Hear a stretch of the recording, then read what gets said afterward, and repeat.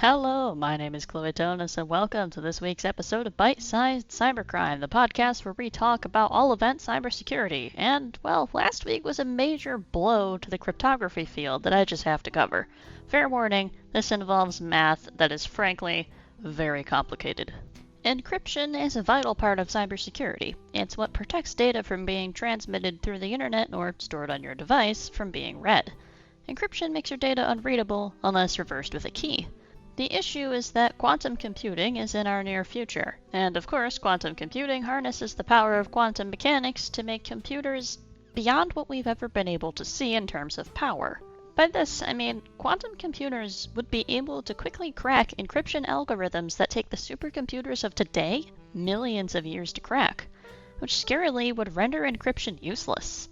To account for this and to attempt to protect our data in the age of quantum computers, NIST, the National Institute of Standards and Technology, started a contest to find encryption algorithms that would be quantum safe. One of these algorithms that made the top 4 was recently broken, and in a very embarrassing way.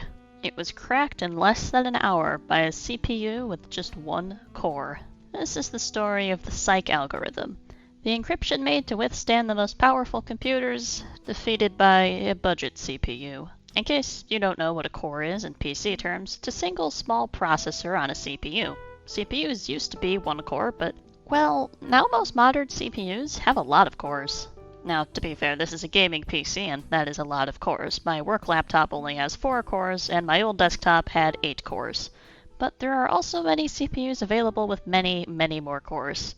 If you want to know how many cores your CPU has, go to Task Manager, go to More Details, Performance, CPU, and you'll see it under the statistics. I guarantee you probably have more than one core. So basically, you could have cracked this algorithm if you knew how to do so. And not only that, but you could have done it faster. Cores are what give a central processing unit the processing power, so for your algorithm to be defeated by one measly core is kind of depressing, and one core is about as far away from a quantum computer as you can possibly get. So if this can be cracked so easily, how in the world was it ever considered quantum safe? We'll get to that. First, let's just talk about what SIKE actually is. It stands for Super Singular Isogeny Key Encapsulation, and it uses arithmetic operations on elliptic curves that are defined over fields called isogenies. When I said this involved math, I was not fucking around. This involves math. An elliptic curve is a type of curve that I would describe as being vaguely doorknob-shaped, and an isogeny is a function that maps 2 points which is able to move the curve. From what I understand about this algorithm, it's an asymmetric algorithm, so 2 people have 2 different keys, a public key and a private key. The public key is able to encrypt, but only the private key can decrypt. However, I believe this algorithm actually makes a 3rd key, using the isogenies that make the public key and the private key. This is very much an oversimplification because this algorithm is very, very complicated, and yet I feel like I've already lost everyone who is listening, except for math nerds. Thank you, math nerds, for listening.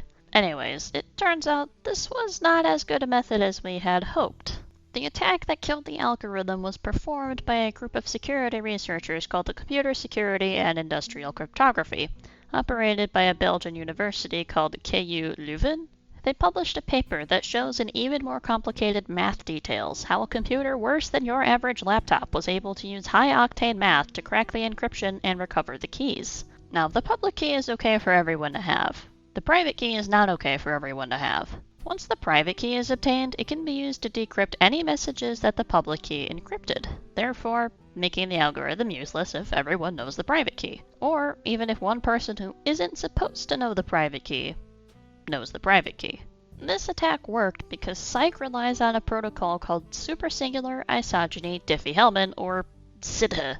The approach taken to crack this algorithm was unexpected. It involved using 2 genus curves to attack the 2 elliptic curves generated by the isogenies that were a known potential weak point in SIDH, as traditionally elliptic curves are not considered quantum safe. This approach was unusual because most encryption attacks involve brute force guessing some part of the math or the key itself, which, well, it's not a very good method because of how large encryption keys can be and how long it will take to go through every single possibility until you find it.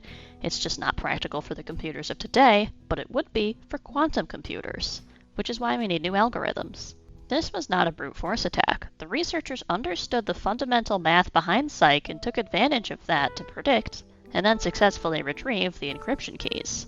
All it took for this insecure algorithm to fly under the radar was a lack of people understanding the fundamental math behind the algorithm and exploiting that.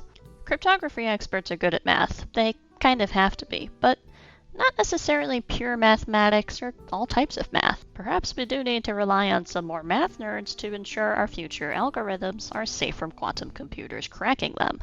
SIKE is not the first quantum-safe algorithm to be invalidated. Rainbow was another one that was broken just the round before in the same contest by NIST. But there is still hope for SIKE. A variant could be made that adds another step, which will make it immune to this same attack, although there is much disagreement on whether or not this should be pursued. The good news is that SIKE was never really implemented, and that we have learned that any algorithm that relies on the secrecy of the algorithm itself just won't work today. Quantum computing is a near reality that will need to be addressed as soon as possible, and naturally there will be more options that fail than that succeed. It's just crushing to see one fail this spectacularly is all. SIKE was never our only hope. There are still other quantum-safe algorithms that made it to this round undefeated with SIKE, and there will be many more very smart mathematicians who will develop better algorithms in the future as well.